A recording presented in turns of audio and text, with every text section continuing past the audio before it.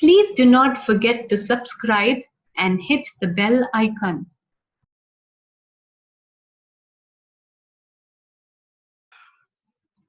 The Selfish Crocodile by Faustin Charles and Michael Terry. Deep in the forest, in the river, lived a large crocodile. He was a very selfish crocodile. He didn't want any other creature to drink or bathe in the river. He thought it was his river. Every day he shouted to the creatures of the forest, "Stay away from my river! It's my river!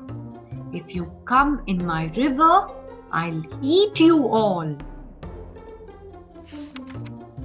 So there were no fish, no tadpoles, no frogs, no crabs, no crayfish in the river.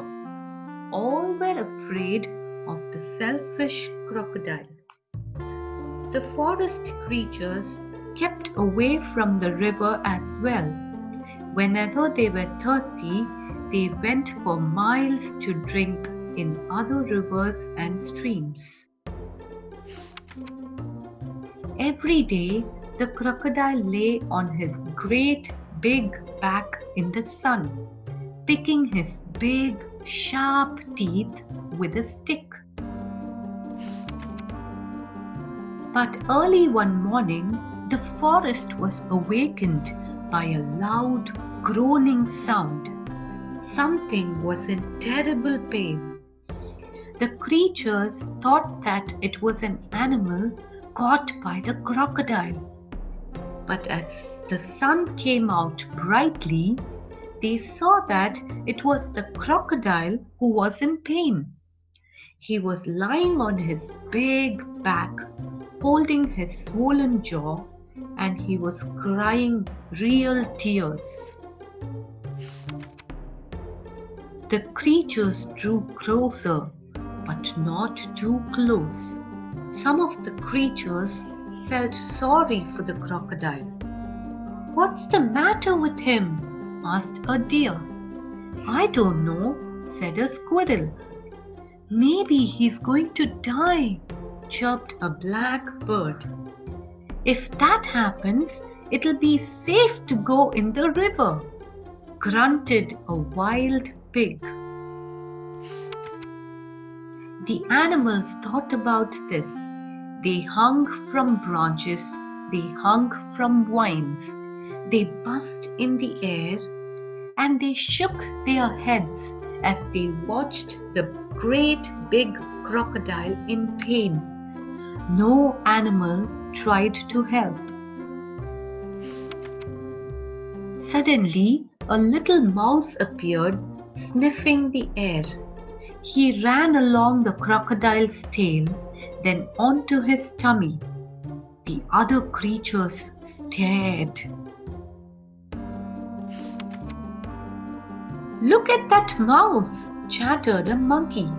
"He's either very brave or mad. He's going to be eaten for sure," said an iguana. The mouse crept along the crocodile's big neck and into his open mouth. There was a hush in the forest. The mouse got hold of something and pulled and pulled and pulled. Then he put it on his shoulder and walked out of the crocodile's mouth. There was a loud cheer from the astonished creatures. The crocodile sat up and said, "I don't feel any more pain. It's all gone." Then he saw the mouse walking down his tummy, carrying an enormous crocodile tooth on his shoulder. "Your bad tooth was giving you the toothache," answered the mouse, turning around to face the now smiling crocodile. "Do you want it back?" "Oh, no, no, no. Get rid of it. And when you have done that, come back. I'll have a present for you." The mouse went and buried the bad tooth under a tree, and when he returned, the crocodile had a nice, juicy nut waiting for him.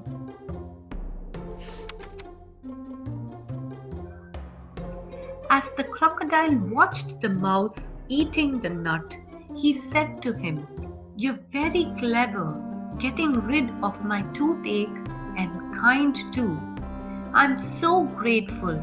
But what shall I do if my toothache comes back?" "Don't worry, I'll help you take care of your teeth," answered the mouse, nibbling. Soon the crocodile and the mouse were the best of friends. And one day the crocodile sent all the animals an invitation. "Please come to drink and bathe in the river. I won't hurt you. The river belongs to us all," he said. The creatures weren't afraid to drink and bathe in the river anymore. Although the crocodile was sometimes snappy, they grew to love him. And soon the river was full of fish and tadpoles and crabs and crayfish.